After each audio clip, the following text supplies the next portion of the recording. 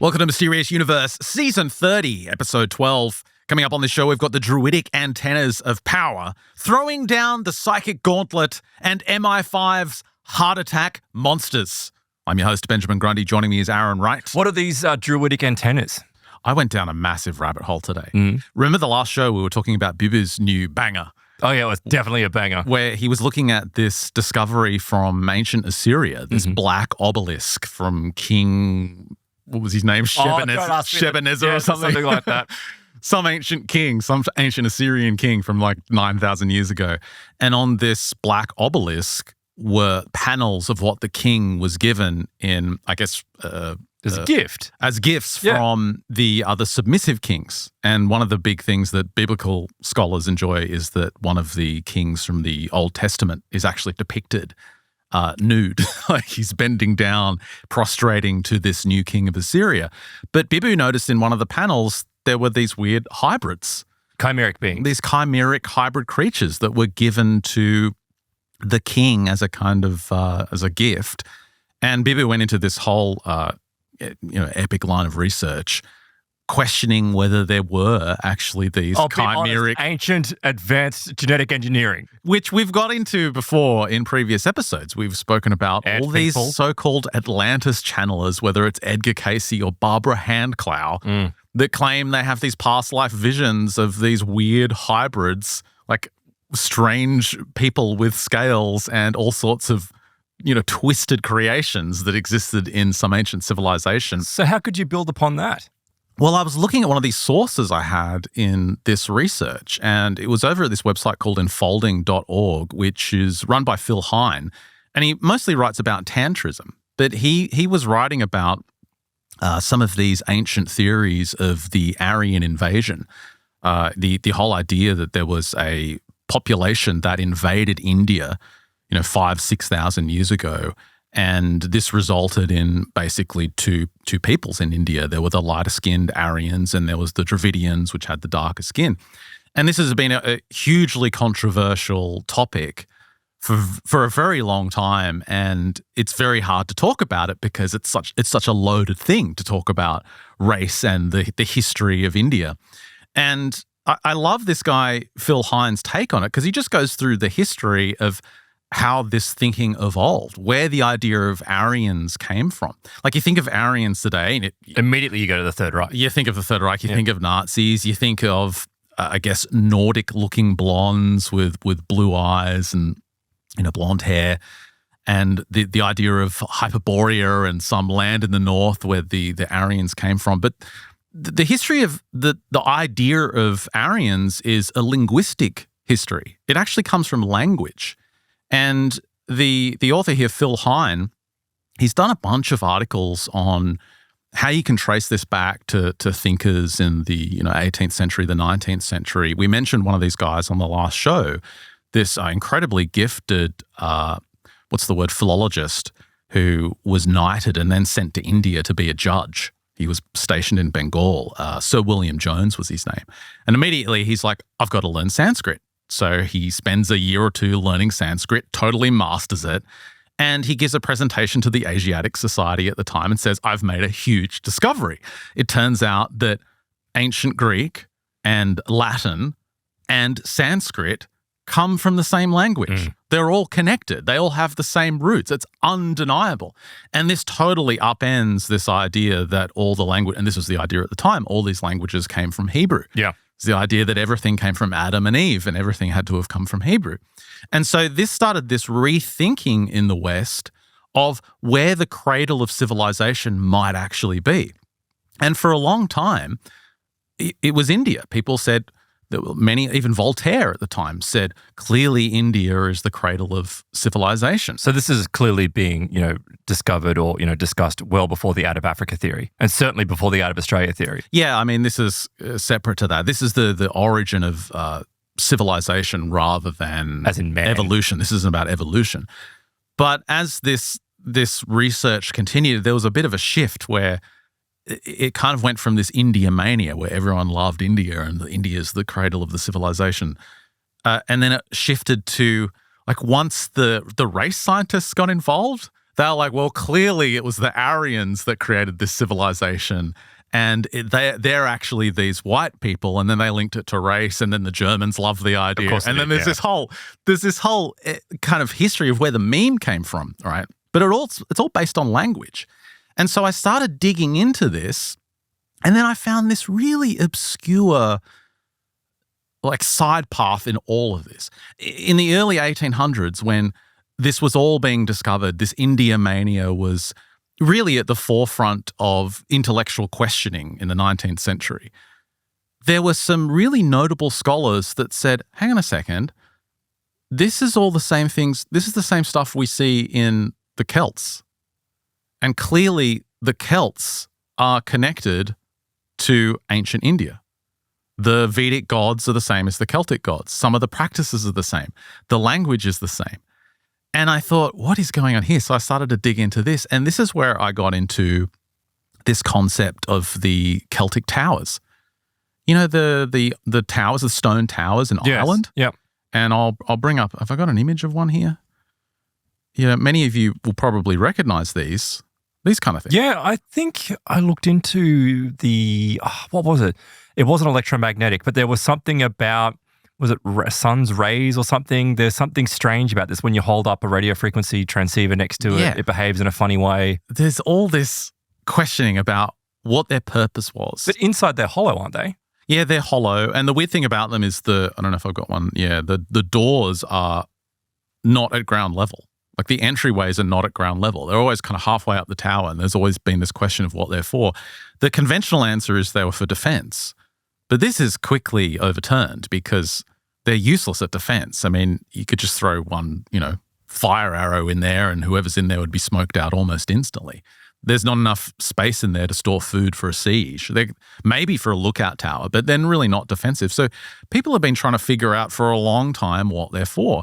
And coming up in the plus extension, as I dug into this and followed this path of research, I discovered that there's this line of thinking that they are from the Druids, these things.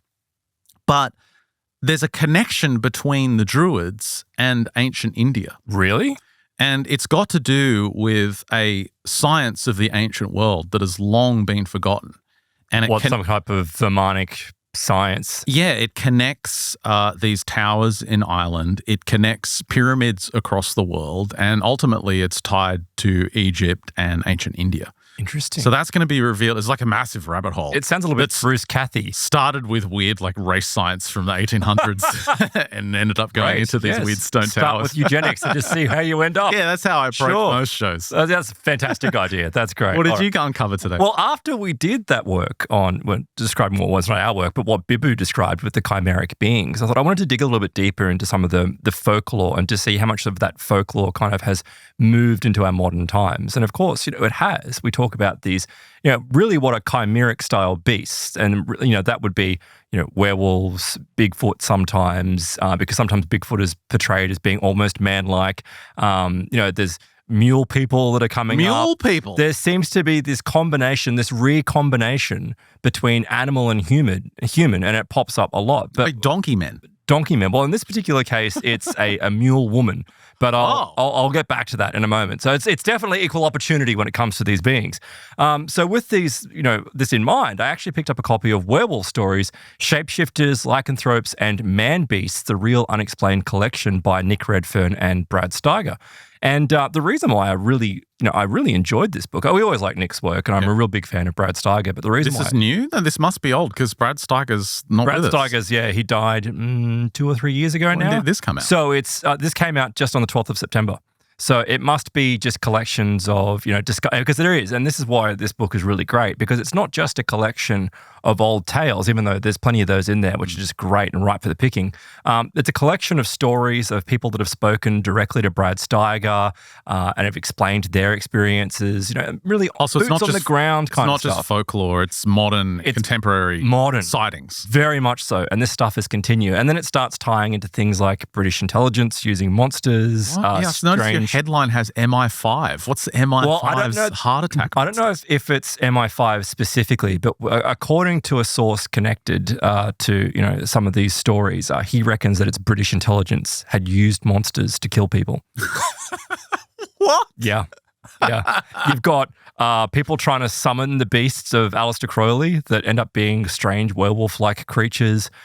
You've got all these stories, a lot of these stories that we know, but with these whole new angles on them. It's really quite intriguing. So there's like a James Bond movie waiting to be created where instead of being this, really capable spy, he just turns into a werewolf and starts killing his enemies. Well, no, is that what it is? They don't particularly turn into werewolves, but they use rituals to summon entities, to utilize them to cause trouble. And that will all become apparent. I love this idea that instead of just using a gun, you do this elaborate That's occult exactly what ritual. He says. This is exactly what he says. He says that it's too obvious if you use a gun, although in saying that, where you can go, this is a little bit ridiculous, is that we know that, intelligence agencies, particularly from the US, they've spent huge amounts of black budget money creating, weapons that can kill people without leaving a trace and, poisons and toxins and all that kind of stuff. So, is it that much of a stretch to think that they may engage in occult activities to be able to? Yes, it is.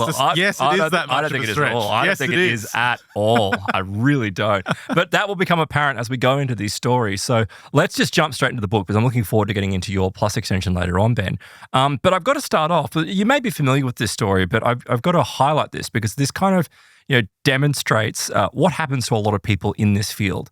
And, Nick points out that when he was in, I think it was when he was still living in Britain, it's 2002, it's about 4 o'clock in the morning, and Nick wakes up to a presence in the house. Like he just has this feeling, he knows that there's something in the house. And of course, naturally you'll want to go and check on what it is. But as he goes to get out of bed, he realizes that he can't move. He's completely paralyzed. And obviously, even back in 2012, he's knowledgeable about things like sleep paralysis and the old hag. And I can only begin to imagine what was going through his mind. And as he's laying there, he says this beast, this huge, hulking wolf man of a beast, that's the only way to describe it, walks through the bedroom door, but it's wearing a cape. Like it's wearing this long black cape. It's got these fiery red eyes. And he says it seems like it's pissed off. Like it's pissed off about something, and he doesn't know what. Obviously. And he's wide awake. This isn't. He's not. He's absolutely wide awake. He says he's half awake, but he knows that he's not dreaming. And as he's lying there and he's paralyzed and he's trying to get through this hulking thing is standing over the bed. And you can go, yeah, look, this is one of those hypnagogic events that people experience, and Nick does a lot of this research. So now, no doubt, somehow this is, being created in his mind, and it's some weird mind matter thing. Conventional explanations for it, but Nick, it never covers. Never. Everything that happens with the phenomenon. It doesn't explain everything that goes on. Yeah, and I totally agree with Nick. He points out, quite rightly so, that he's like, I believe that this is not some type of weird mind matter, that there are these external entities that are somehow invading into people's worlds. They're coming into their bedrooms. And because Nick's looking into this stuff, and it's pissed off. And he says he tries to move, and this is what we hear in a lot of the sleep paralysis experiences, though, is that when a person is experiencing sleep paralysis, if they push hard enough with all of their might or their mental might, if they can just move anything just slightly, like just make their pinky kind of move, they'll break the spell. And he said that's exactly what happened. He said this thing just kind of shuffled out of the room and was gone, and he broke the spell and was able to jump up and look to see what this thing was. And of course, there was nothing there. But in saying that, he said that the house for at least 3 days was left with this foreboding, angry atmosphere that was there. And I thought, this is intriguing. You've got a man who is researching these stories, and it's almost like he's getting a warning. It's not as far as the Men in Black experiences, although I do have something similar to that coming up with beings appearing in Men in Black style experiences, but it's almost like he had stumbled onto something that the phenomenon doesn't want people to know. And when it comes down to these stories of werewolves, especially with the more modern stories, it appears to be that it could be some type of occult knowledge where people are actually shapeshifting using these occult practices. And so did he stumble across something that he was going to blow the lid on, and this thing got ticked off? And I'm not saying necessarily that it's the intelligence itself that sent it after him. Was it a group? Maybe it was MI5. Maybe an MI5 agent. Maybe. So let's start with the bridge and the shapeshifters. And I'll bring up this first image for me here, Ben. So in this particular image here, and I'll just get the exact details. This is from Elm Creek. So this is Elm Creek in San Antonio in Texas. And this has a really fascinating history behind it.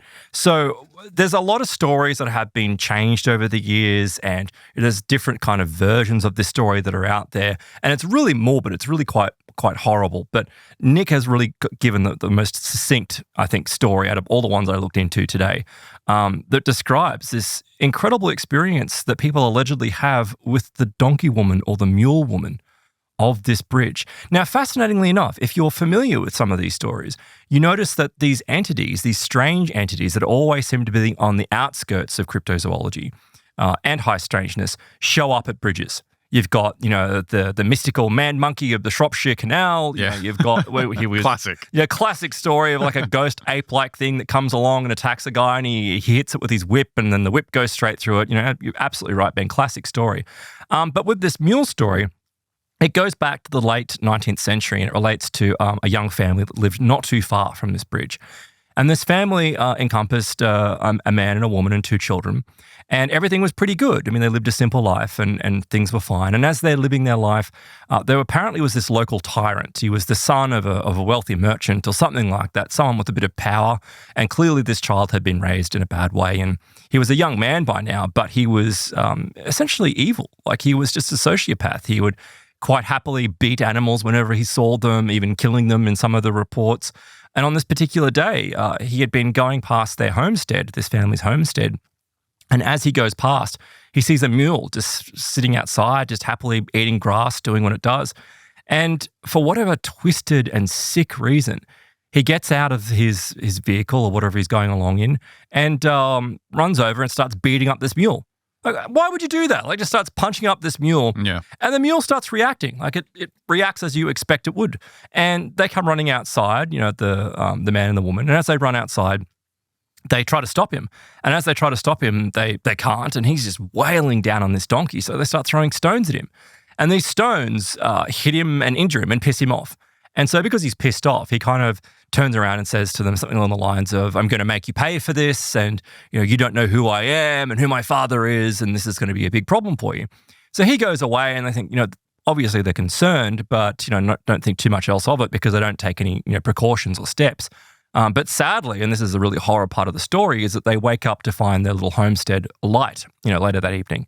And this thug had hired some goons to come over and set fire to their homestead. And sadly, the fire engulfed the homestead so rapidly that only they were able to get out, and the 2 children sadly perished in the fire. Far out. And it's horrible, like absolutely, absolutely horrible. But I think it's an important element of these stories because, like many of these stories that involve, it's like passion or anger or grief, there's these strong human emotions that seemingly play a role in many of these stories of people shape-shifting or seemingly possessing the ability to possess animals and control them. And this pops up in other elements of the paranormal as well, but these extremely strong emotions play a great deal in these experiences.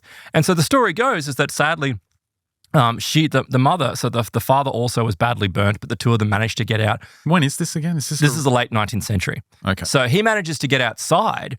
This is the father, and collapses. Like, he was so severely burnt that he only lives for a few moments, and sadly he passes away.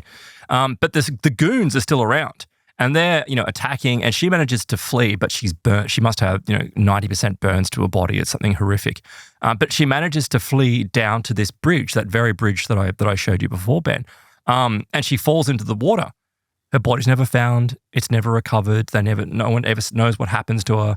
The story gets out, but very soon afterwards, people start encountering a half mule, half woman beast along this bridge. Yeah, I mean, probably not that to that point. Do you know how hard it is to find a decent, safe for work image of the mule woman on the internet? That is actually a good question. I'd imagine it'd be quite difficult. This looks like a Rob Morphy image. He's probably sketched this. They're hard to find. Maybe. There's another one there, Donkey Lady Lives, San Antonio, Texas. Yeah, they're all a little bit sensationalized. From the reports that I was reading, is that it's just essentially exactly what you would imagine a half mule, half woman to look like. It's a farm. Now, which half? Is she like a centaur? So it's like a woman's body? No, it's not half and half. It's like what I said about those chimeric beings, where it's like a recombination of the genes or whatever it is. It's just like a donkey with a woman's head. Kind of. Yeah, kind of.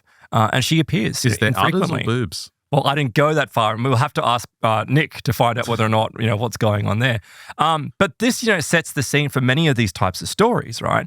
And this kind of, continues throughout this book. And I thought this to be intriguing because Brad Steiger ended up making friends with a number of Navajo people, and they start describing their stories as well. And what I really like about this is that, when people talk about, they're from a more, traditional or indigenous stance, you kind of get people going, oh, well, then, that's part of their culture. So you just kind of accept it, right? Like straight away, you're like, oh, well, because they're indigenous, they're more spiritual. It's funny. I was thinking about that this morning while I was driving to work. Really? It's funny you say that because I was thinking, right now there's all this debate about, Aboriginals in Australia and people look at their culture and say, look at the amazing culture and, they've got this connection with the land and the spirits of the land. And, the people accept it, like you're saying. Like that's their culture. It's traditional. They accept it. But he asked someone, like, what do you think of fairies? What do you think of elves? It was like, nonsense. Right. Yeah, that's a great point. Our culture. Yep, you're totally right. Creatures. Every single culture has these folkloric beings that pop up, right? And yes, even though because, I guess the European culture has kind of moved away. But you know what? And what's pointed out with these Navajo stories is so have they. Like one of the witnesses that speaks to Brad Steiger, he's like, I didn't believe in any of this. I didn't believe in it. And yet he has one of these experiences. And I think that's actually more compelling as being an event that I believe took place because you have someone who is going, I don't believe in it, but I had the experience. It's like that's more telling rather than, well, you could say from a skeptical standpoint, it's part of, someone's folklore. So that's what they're going to see when they have these experiences. So what, this mule woman, did she attack anyone or people are just seeing it? People see her apparently. Is there any evidence that the tragedy actually happened or it's just an urban legend? It's kind of an urban legend. And as I said, the story has morphed over the years. So whether or not how true it is, I really don't know. But it sets the scene though of it being, this is a folkloric legend that exists, right, within our culture. So with the stories from the Navajo, it's the second one actually is what was described to Brad Steiger. Let me just bring it up here for you. So there was this young man that was where was he living? I think it was somewhere. His wife apparently had converted to Roman Catholicism or something like that. So again, another step away from what you would expect to be their traditional beliefs. Sorry, it was a sister, right? And so she was saying, look, my brother had this experience heading to our grandmother's home many, many years ago. And this was described to Brad Steiger. And, obviously Brad, wanted to know more about it. And she said, well, look, my brother was hitchhiking and it was late one evening and he ended up getting out of the vehicle at one point because the vehicle was going in the opposite direction to our grandmother's house. And so he's wandering along. It's really, really late and he comes up to a bus stop. And when he comes to this bus stop, he's like, it's still 50 miles to our grandmother's house, my grandmother's house. I might just stay here. It's getting cold. I can just bunk another 50 miles. Yeah, another 50 miles of walking. What? And no one's coming along, right? It's late at night. It's dark. Well, he's hitchhiked to this point. And then he's like, well, because the other car went the other direction, what else can he do? So he decides to hunker down for the evening. And he says, as he hunkers down for the evening, he sees this animal that he thinks is a big dog. He just looks, it's like, oh, it's a big dog. And wanting some company for the evening, he starts whistling to it and like clicking his fingers. Right. So he whistles and clicks his fingers and this thing comes running up to him. But as it comes running up to him, it gets up onto its hind legs. And he's doing the same thing. He's kind of pulling back going, what the hell am I seeing? He was terrified. He was absolutely terrified. And it says here it's a horny donkey lady. Well, no, not quite. He's like, is it a big dog? Was it a big coyote? It doesn't really matter because it had a man's face. What? It had a man's face. So much like what you said about the donkey lady, it was a man's face on a large coyote or large dog's body. So it was still a dog body. Still a dog body, but a man's face. Wasn't a man wearing skins? No.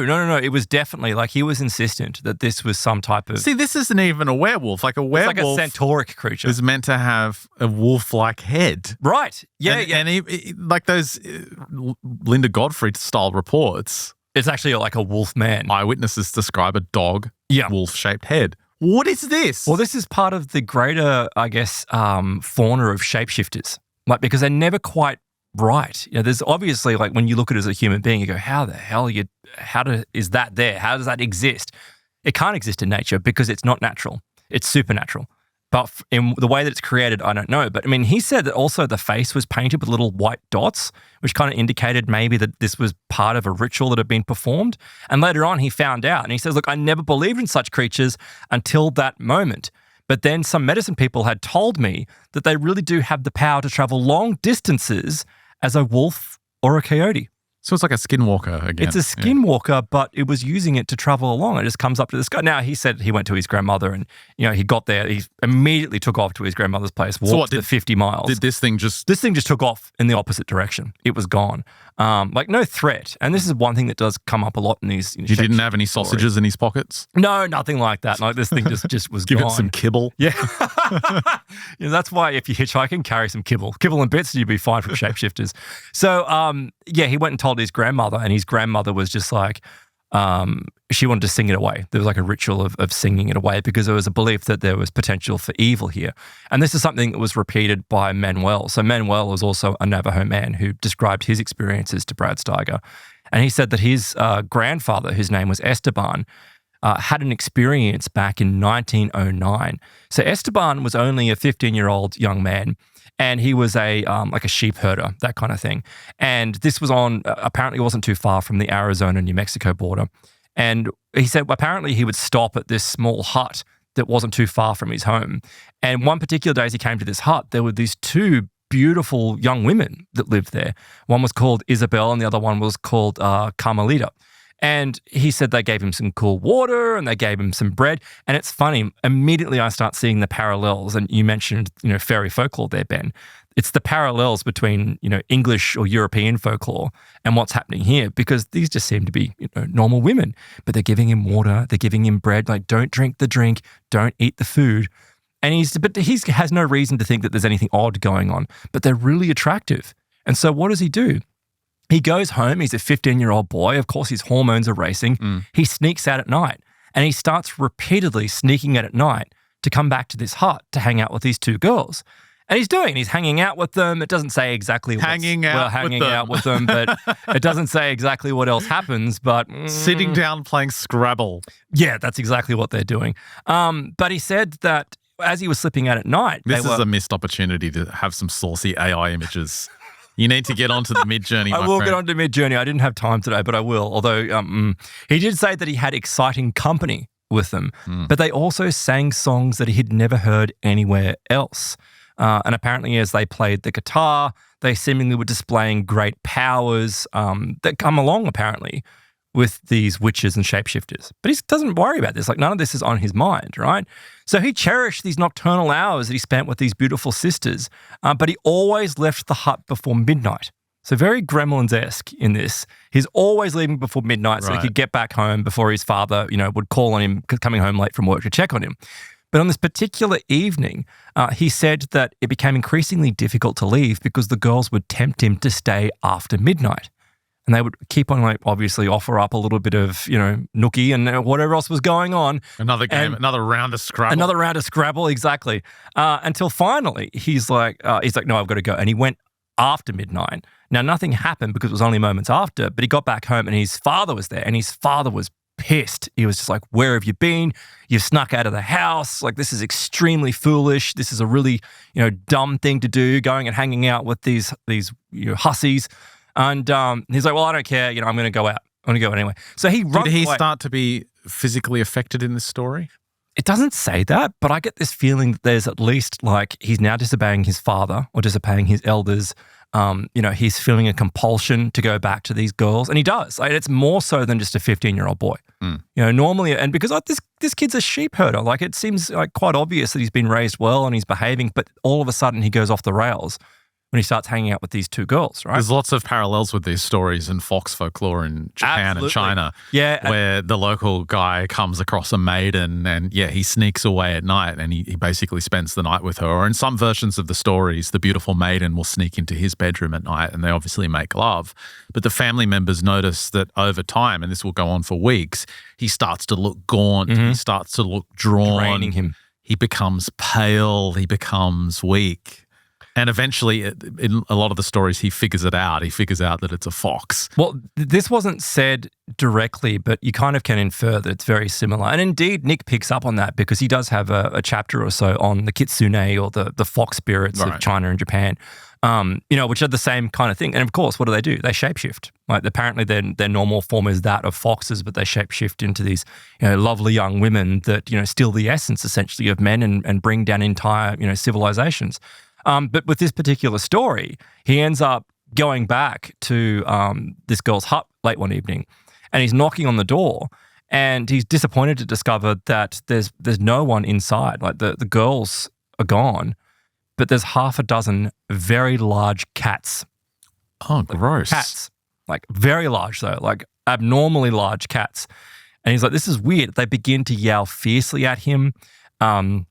These creatures were like homeless strays that had invaded their kitchen in search of food. Are they like witches' familiars or something? Maybe. Is that the implication? Well, he points out that out of frustration and disgust, he actually kicked one of the cats, right? He kicked this cat, and he said the 6 stray animals immediately attacked him. Like, it was like on top of him. He's just being attacked by all these cats.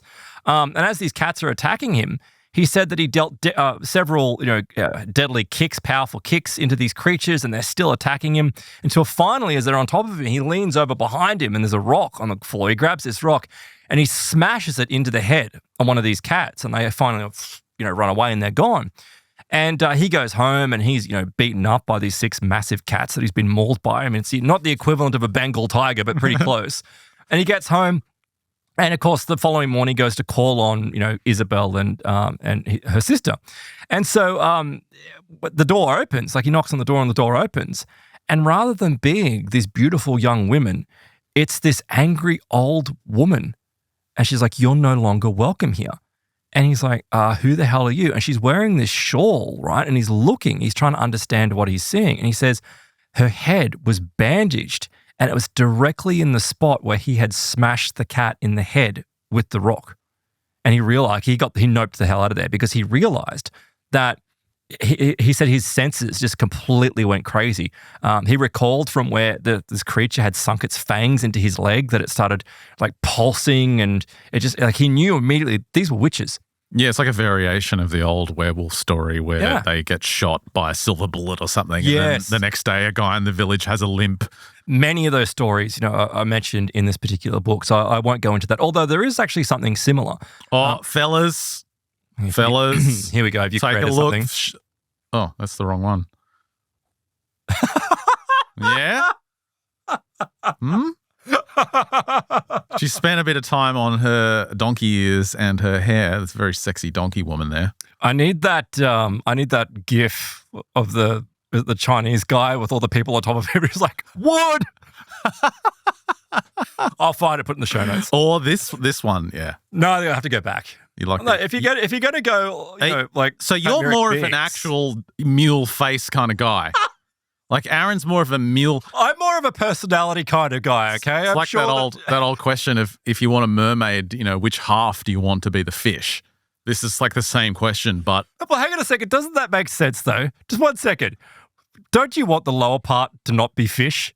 Like, wouldn't that make sense? Yeah, but some guys, it's a hard question for some guys, especially when you're talking about a mule.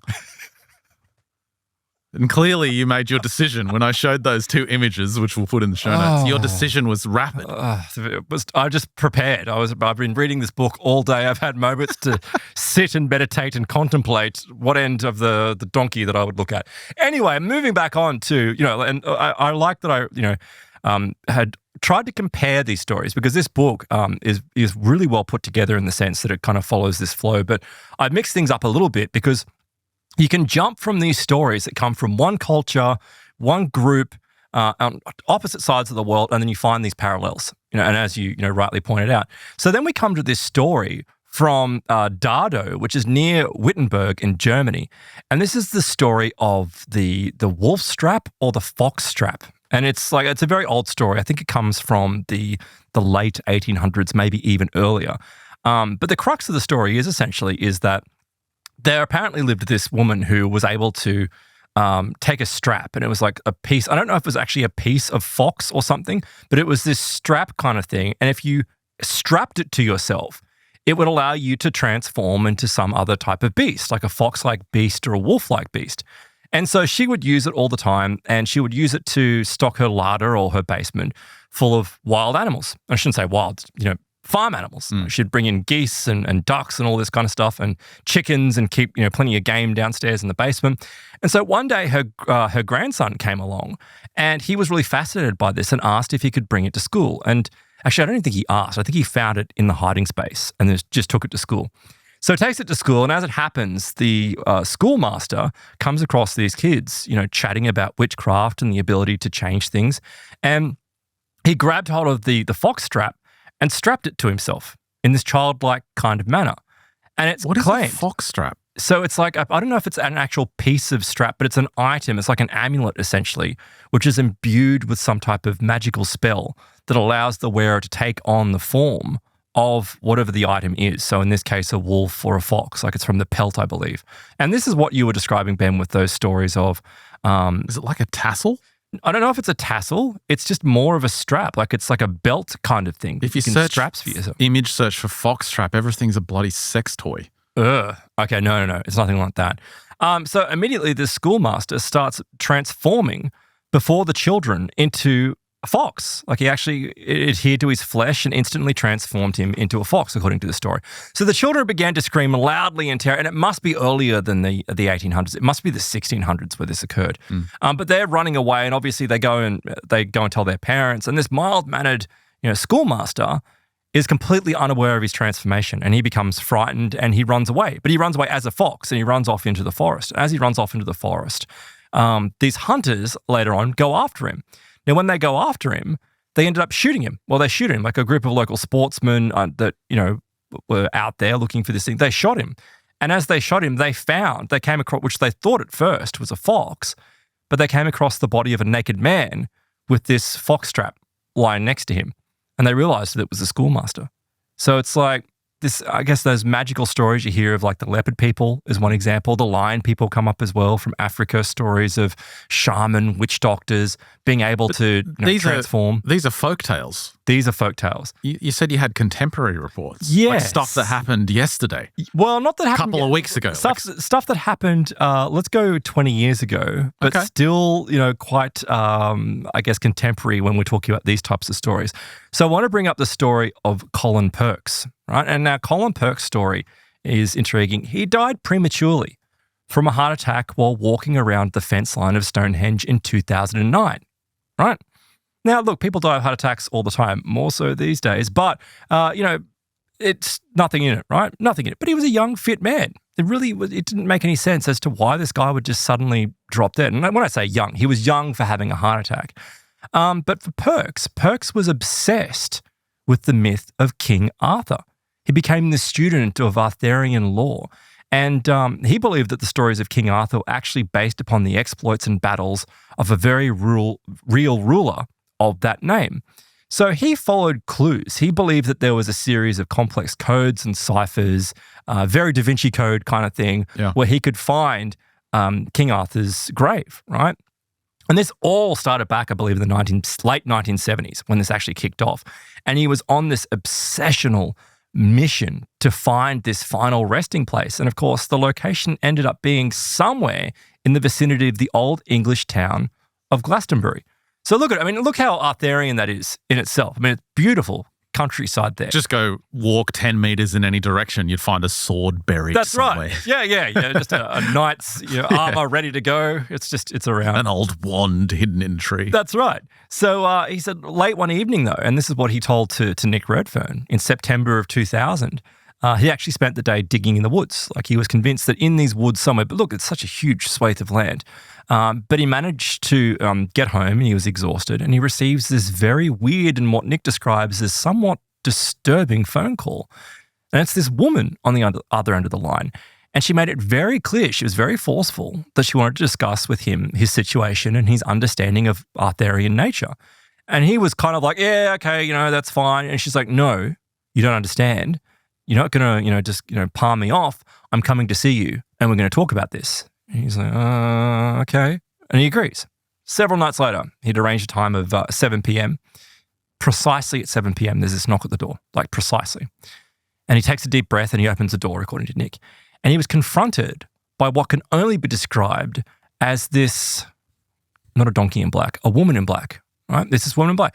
She was beautiful, 35 to 40 years of age, dressed in this smart and expensive looking outfit. She had long, full-blooded hair, but her skin was pale and it was smooth, like it was very smooth. And there was this moment of silence because Perks was kind of like just taken back because this is something off. It's almost... What's off about her? There's nothing directly, but he just feels like there's something off, right? And, he's captivated, but also intimidated and, in fact, downright frightened by this woman standing at the door. And her face was completely emotionless. Completely. She's like a robot.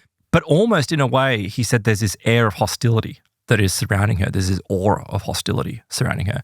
So he says, okay, come in. And she introduces herself as Sarah Key, which is kind of an odd name when you think about it. It's kind of like if you're going to come up with a name, you kind of like look around, you're like, oh, Sarah Key, that's what she's kind of done. Sarah Doorknob. Yeah, exactly. Yeah. Sarah Picture Frame. So she comes in and immediately she wants to know exactly what he and his colleagues have been, getting into, what they know.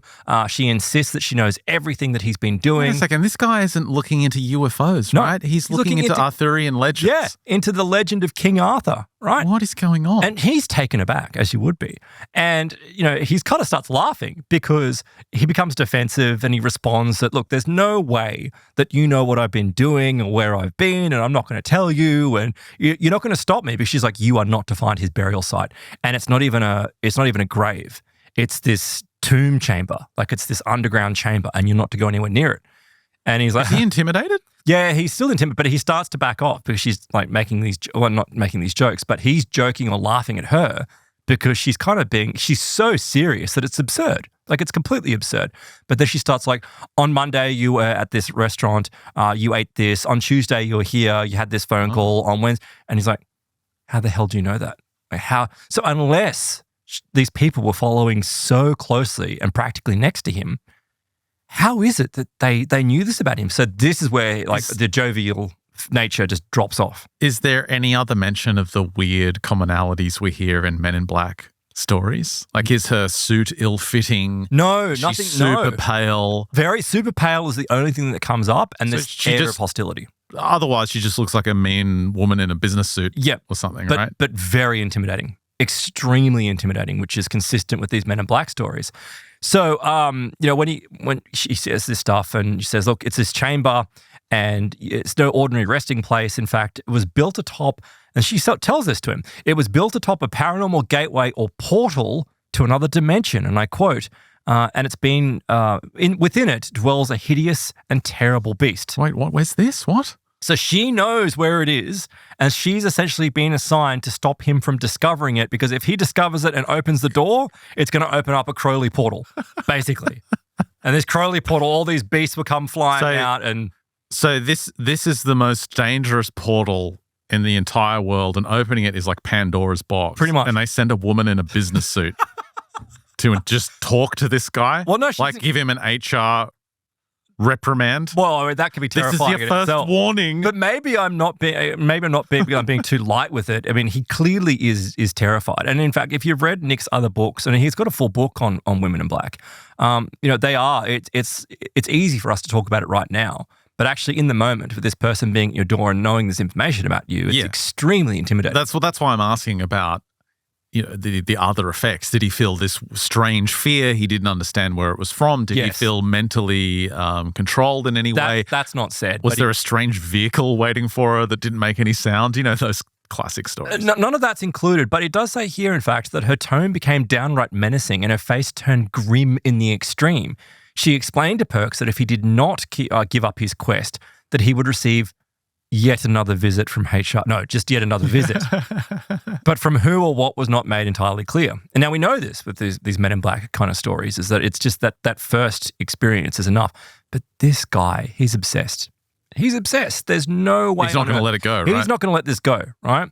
So 2 months later, like she leaves, and she before she leaves though, she also says, look, there are these foul things from strange realms that will enter our world if you keep on dabbling and digging in here, and you might be innocent and earnest in what you're trying to do, but if you do this, it will result in a catastrophe and carnage of a magical consequence that you could never possibly comprehend. Like, it's a big warning. Calm down. It's a big warning. So he's like, oh yeah, okay, whatever, the woman's gone. But 2 months later, almost to the night, he says it was late, and he has this terrifying encounter. He was driving back to Glastonbury from the city of Bath, and he said this is going through the county of Somerset, which is already connected with strange beasts and beings and other occult activities.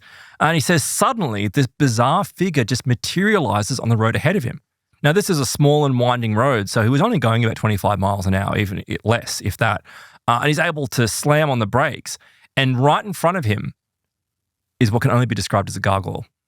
It's a gargoyle. What is going on? It's this gargoyle. He says it's a tall, man-like figure sporting nothing less than a large pair of bat-style wings and a pair of blazing red eyes.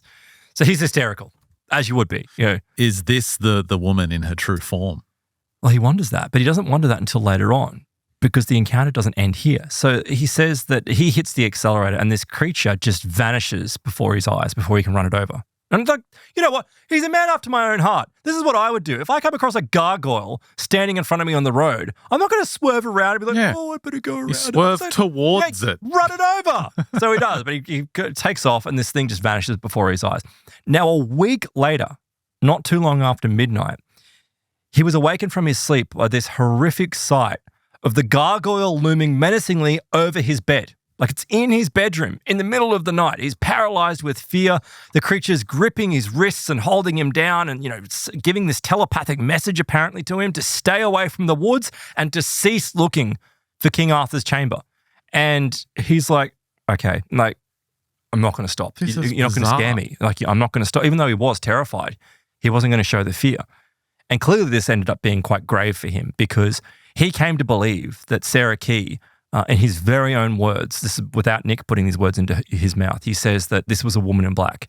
And the gargoyle was not just connected with Key, it was Key. It was some hideous supernatural shapeshifter that could take on any form it so desired. And that's what it did. It showed up as a woman, as this woman in black. Because it maybe not totally doesn't understand human society. So it was just like, oh, if I show up as a woman and, wear like a little black dress and, but like she was a bitch. Like, she was a real nasty bitch. She was like, well, I'm not going to, listen to you. But this connects to the idea of ancient treasures being protected by spirits. Yeah, treasure guardians. Yeah, they're treasure guardians. Yeah, treasure guardians. But it then starts crossing into shapeshifters. And that's what seems to come up in many of these stories, right? If there's some type of occult practice. And apparently there are these groups. There's these hidden groups that somehow possess the knowledge of how to control these entities. Or how to actually themselves turn into other creatures through the same mechanism. Wasn't that the old the old bargaining that they did in the Middle Ages? Yes, there were spells so that you could interface with the spirit and bargain with them to get the treasure. That's right. Yeah, but it never ends well. It's like those old stories of doing a deal with the devil. Sometimes you get the treasure. Well, very rarely. And in this case, he dropped dead. He dropped dead 8 years later while hanging around Stonehenge. Yeah, but he's a multimillionaire. Because he got the treasure. I don't think he got the treasure. I mean, obviously, we don't know anything about King Arthur actually being real, and we never found his tomb. Although in saying, look, the way that the world's gone, maybe he did open the tomb. Like, maybe he did open the chamber and these horrible supernatural beasts are now engulfing the planet. I mean, look where we are. Maybe this is what happened. But essentially, the other suggestion is he was just terrified to death. Like, he was so terrified by this that ultimately it just overwhelmed him, and, this is what was the result from it. But then there are other stories, right? So this was told to Nick Redfern back in 2001 directly. But there are other stories of people that have had, similar encounters with what appear to be groups possibly that know how to utilize this power or this. So let me just bring this up for you here. So I've got a lot of my notes across here. Actually, I should mention this one for you first. This is the strangest. Thank you. That's great. That's not helpful as I go through my notes here. Sorry. That's fine. So actually, let me tell you this story first, and then I'll come back to the group, which might be connected with, the intelligence agencies. Not directly being the intelligence agencies, but certainly outsourced by them, I guess is the way to describe it. Okay, here we go. Strap in, folks. So I'll come back to that. I'm just going to sit here working on my hot donkey images. you tell the story about MI5 conjuring demons. Look, I'm already repulsed by your attraction to mole people. Do you have to start mixing it in with donkey people? Fellas, come on. No. I mean, I know that some people are quite indiscriminate. I made it. That's your taste. You said you liked the donkey face. That's what I made. The donkey face and a human body. Moving on. So this is the story of, it ends up being like an intergenerational kind of thing. We don't have the full names of these people, but it starts off with these three young couples. And these three young couples, they're trying to save enough money so that they can buy a house. And they decide to live together in this one particular house, and until they can obviously maybe get enough capital and move out. So they move into this house. And immediately after moving into this house, there's something that's just off. Like there's something that is not necessarily completely to the point of a haunting yet, but there's a bad feeling, and it's starting to build up, and they know that there's something not good. There's these foul, nauseating odors that seemingly come out of the paintwork and up from the basement. And then they said that there was something that would make ghostly creaks and groans throughout the house, and it became quite obvious to them that they were living in a haunted house. Like it was quite a haunted place. But none of them wanted to leave because they all had gotten together, they'd invested money, and they were trying to wait until the market went up so they could buy their own homes. So one of the couples, their grandparents, this is a Mrs. M, her grandparents actually come for a visit. And her grandmother is just simply, listed as W. So this grandmother W, she's this tiny woman, but apparently she possesses these great psychic abilities, these brilliant psychic abilities. And she walks into the house and immediately she's just like, that woman that's in the painting that's above your mantelpiece that was left here by the previous owners, yeah, she was poisoned and killed in the bedroom upstairs decades ago, and she's still living in the house. Anyway, see you later. And she's like, you really need to get the hell out of here. Like, you need to get out of this place, this old mansion. And it's haunted, actually not by her. Like, she's around. It's not her. There's something completely inhuman in this house. Completely inhuman, and you have to get away from it. And, they were convinced, yeah, there was something there, because immediately as she starts describing this beast, Grandmother W is thrown to the floor by some type of invisible monster, some beast that begins to choke her. Like, it's choking. No one can see anything happening. She's just there struggling for air. The grandfather says that she starts turning blue and rushes over to her and wrenches her free of the floor or whatever was attacking her. And she's okay. Like, she recovers.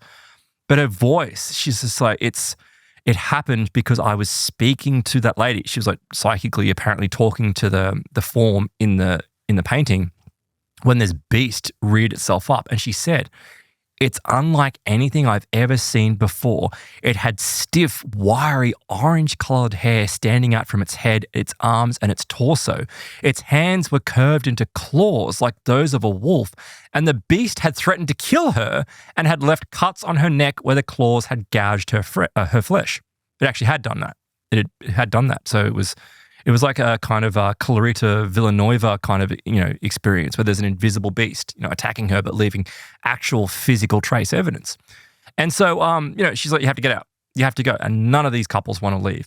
That is, of course, until one of the couples, Mrs. N, that night is attacked by a huge, large bat that climbs into her bed. Oh, my God. So this bat, it's actually not like, when I say huge, like it's a big, like flying fox-sized bat that somehow manages to get in the bed. It bites her foot, and then she starts screaming. So the other couples come running in. As they run in, they club this thing to the floor. This thing seems to be invincible. It just rises up after being smashed in the face. And then guess what it does? It doesn't fly out the window. It smashes the window to get out. How big is this thing? A flying fox bat. So like the size of this table. So like a small dog. Yeah, it's a big wingspan of the table. Yeah, wingspan of the table. But it's still a small creature, but big enough, right? And right. Yeah, actual flying foxes in Australia are pretty scary. Get up close to them. They're actually beautiful creatures, but I love them. They're really lovely creatures. Really, you'd want to have one as a pet? Yeah, I could have one as a pet. Home and have you seen how cute they are? Give them a little piece of banana in the evening. Yeah, I have. I've actually fed flying foxes. So they just it's like a giant rat with wings. They're beautiful. But anyway, they do carry hendrovirus, which can cause you to have hemorrhagic fever. I'll make a flying fox hottie image for you then. No, I'm good, okay? Is this all you use AI for? Okay. Pretty much. So after this thing had gone, this grotesque monster is clearly in the house. And they I don't know what happens. It's not exactly described as to what if they leave, but they must leave at some point. All these couples leave. And the grandmother leaves as well, obviously, because she was only visiting.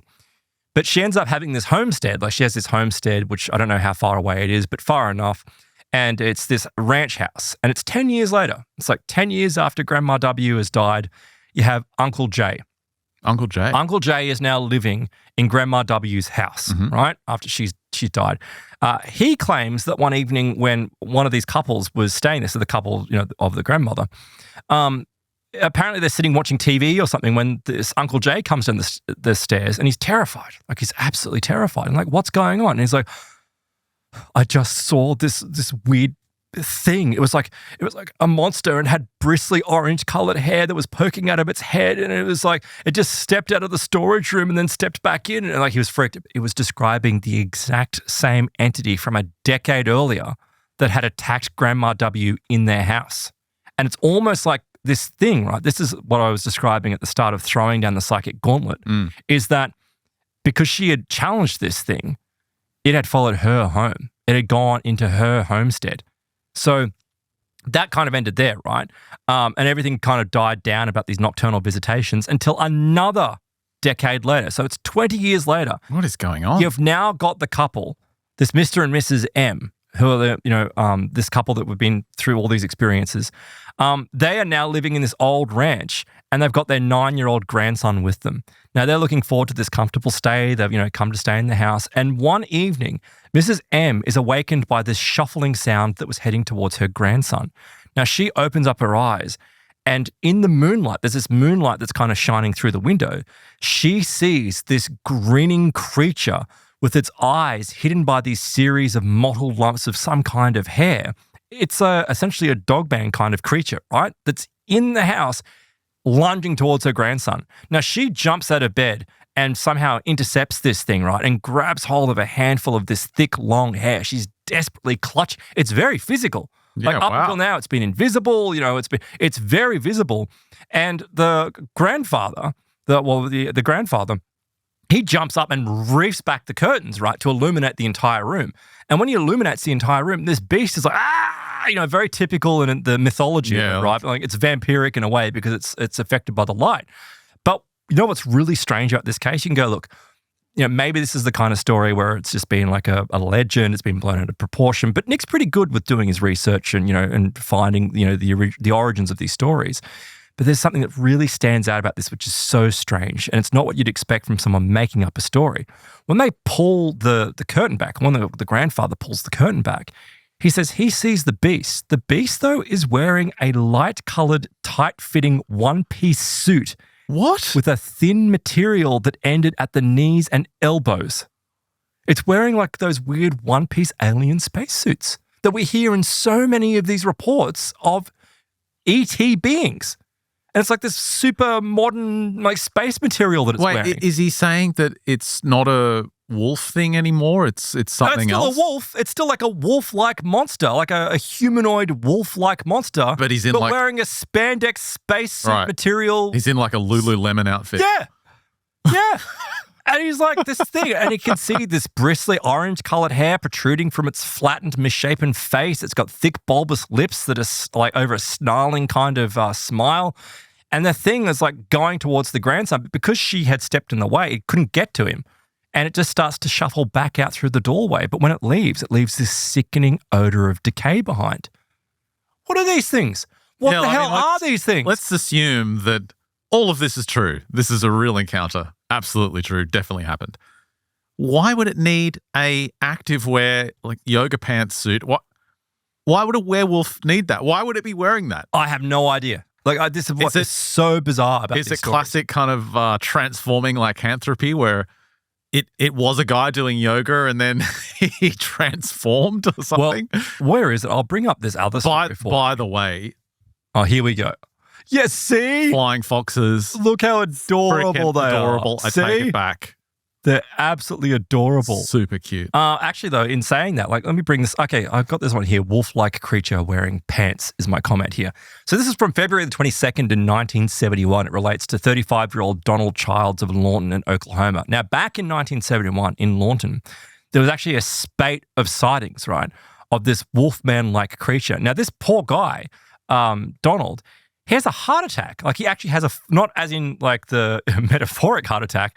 He literally pulls open his door or the curtain on his door to look outside to see a werewolf drinking from his bird bath, and he has a heart attack. And after he's recovering in hospital, people are like, what happened? He's like, there's a freaking werewolf drinking from my bird bath. But not only that, it was wearing bike shorts. They were too tight for its body. The thing was wearing these pants that were too small for him. And people are like, this guy's crazy. He's had a heart attack. He's obviously suffering from hypoxia, lack of oxygen to the brain. This is why he's imagining it. But according to the reports, and I don't know if this was a this is something that Brad Steiger investigated, right? Without knowing it, there was also a police officer from Lawton, Oklahoma that evening, Harry Edsel, who was in the precinct, who was receiving calls about something monstrous running down the street. It was dodging cars, it was hiding behind bushes, and it was getting up and running again. There were multiple reports of what appeared to be a monster sitting on a railing outside an apartment, wearing pants on the same evening. Who's making this stuff up? Think about it, right? If you're going to say you're going to see a werewolf, you're not going to go to the point of saying, I saw a wolf man outside my house wearing bike shorts that were clearly too small for it. Why would you go to that level of detail? Yeah, it just makes it so much more absurd than it already is. Absurd. It's really strange. So this particular guy who reported it to the police, he said that when it was outside the apartment, it was like 11:15 p.m., which was a couple of hours after the other sighting. He said he thought it was a practical joke because of the fact that it was wearing these pants and the way that it was perched on the railing. He thought maybe it was someone, but he was like, it was like a beastly form that could have been a cross between a wolf and then a monkey or an ape. Like, what is this thing? He said he knew it wasn't a joke when the thing turned around to look at him, and he said it was an obvious face. It wasn't a mask, and then it jumped 2 stories. Like this thing was capable of jumping 2 stories. And then, of course, there was a group of soldiers nearby at Fort Still. This is 15 minutes later after this particular sighting. They were frightened and freely admitted that they were terrified by seeing one of these weird wolf-like monsters running past them wearing pants. Multiple eyewitnesses of this thing. So I go, what is this? Is this some type of escaped, Teen Wolf is where it kind of comes up, like the classic werewolf kind of idea that, you involuntarily cursed. And upon a full moon, you're even in the clothes you're wearing, you'll transmogrify into a wolf-like being, and that's why everything's too tight because your clothing's too tight. Maybe. But I tend to think this is part of the phenomenon. The phenomenon does this on purpose. It adds these little details. It adds these, strange elements to it just to keep people like, huh? You know what I mean? Like it doesn't want people to lock on to an understanding of what this is. So it deliberately makes it absurd and strange. And of course, people are reporting this. Most people go, oh, yeah, okay, yeah, so hang on. Yeah, 911. Oh, what's that? Oh, you had a wolf man wearing bike shorts at the front of your house, did you? Oh, okay. You know what I mean? Like that's what the reaction's going to be. But when you get people like Brad Steiger, researchers starting connecting the dots on these stories, not everyone can be making this up. Not everyone wants that kind of attention. Like how many people are really going to call a police station to say, look, I saw a wolf man outside my house? What is it then? I don't know. There was one story which I didn't include in here, and it's really quite far out. And Nick, admits this. And again, this is, you can't, like sometimes truth is stranger than fiction, so you can't throw everything out. But this guy contacted Nick with allegedly the answer to the whole chupacabra myth. Oh, really? Yeah. And he was like, well, what is it? And he's like, it's Tasmanian tigers. What? And he's like, what do you mean? With spines? No, well, kind of. Like he claims that it's a group of Tasmanian tigers that the Americans were experimenting upon because Tasmanian tigers have extremely strong jaw strength, like very strong jaw strength. When did they go extinct, though? I think 1930s that these things went extinct. I think the last one died in the 1930s. There's an image of one in Washington, D.C. Zoo in 1903. Right, okay. So I think it was, but in saying that, these things, people still claim to see them to this day. Like there's anecdotal reports of people saying that spectacular creatures that they... Yeah, there's some pretty convincing reports. Very convincing reports, yeah. I mean, there's also your Rex Gilroy reports of them as well, but there are, there's people, in fact, I have a friend who claims that she insists, and I believe her, that she saw one of these things in Victoria. She was just driving along and just ran out in front of her, and she was insistent that there's no doubt about it. I mean, they're very distinct creatures, and these things are still around. Well, it's the stripes. I mean, you could obviously see a wild dog and think, okay, maybe I saw something like that, but... Yeah.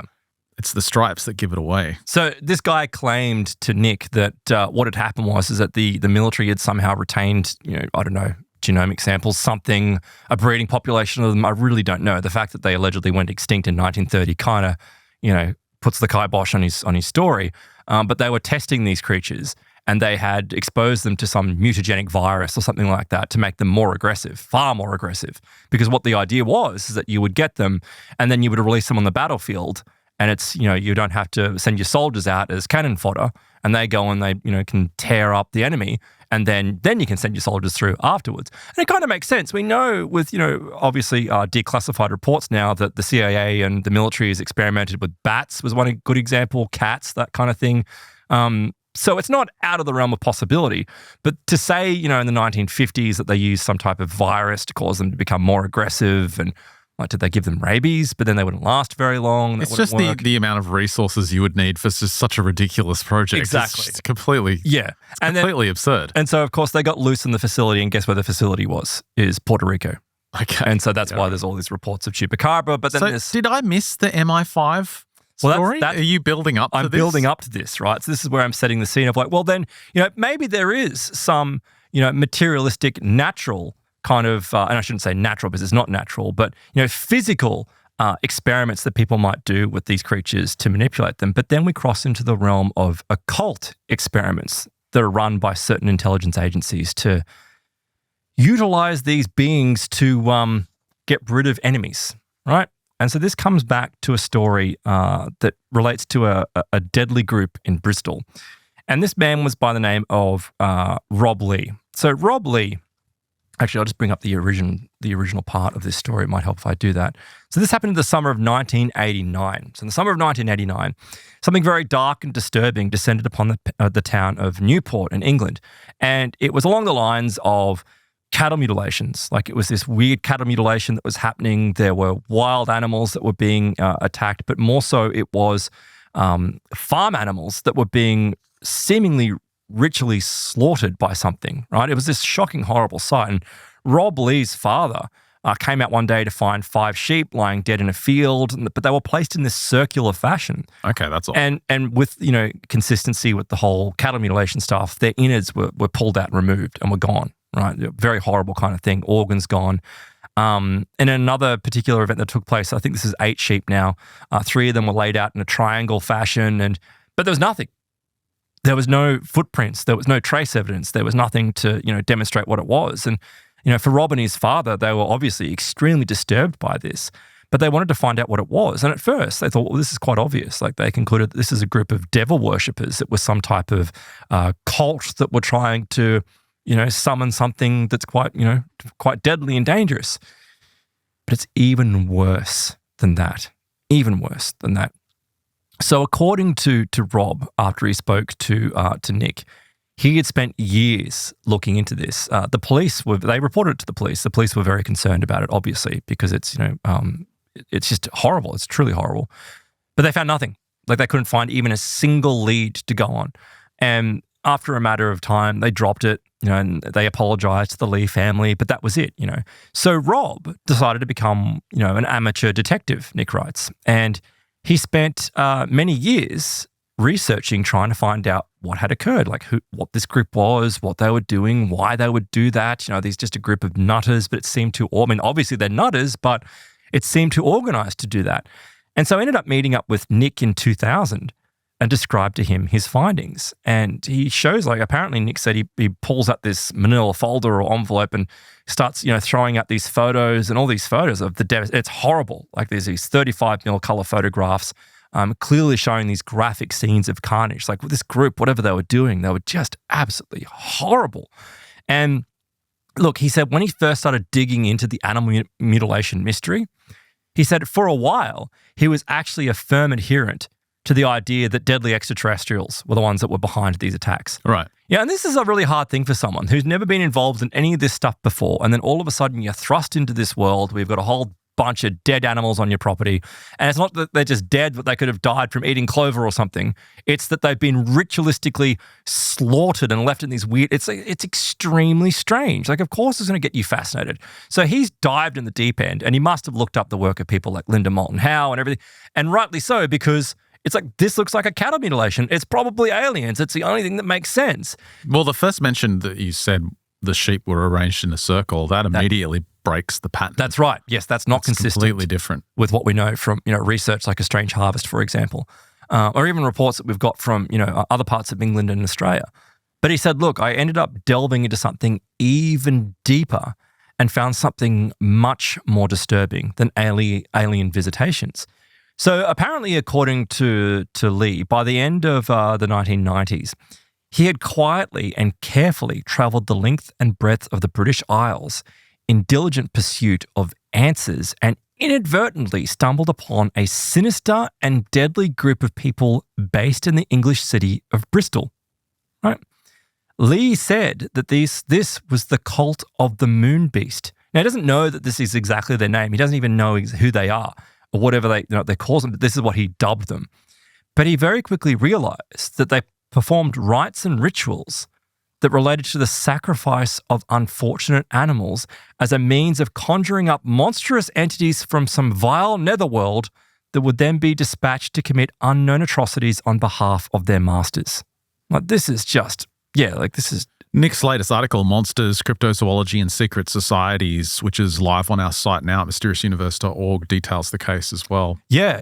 He said that, and this is according to Rob, that he must have put himself in a lot of danger, but he found out there was a group of around 15 people or so, and he followed them for years. And he said that he had clandestinely tracked the movements of the group and had viewed their dark practices, one of which had occurred in the early 2000s in the deep heart of the Cannock Chase. Now, the Cannock Chase in Staffordshire, that's also associated with a whole heap of high strangeness, occult activities, and much so goes back to the idea that look at this, like this is the Cannock Chase. Like, it's a vast, thick woodland. It's just, there's a lot of strange things come out of there. So according to Lee, the cult of the moon beast actually engaged in these occult rituals because they had taken the information from Crowley, right? They got this understanding from Crowley.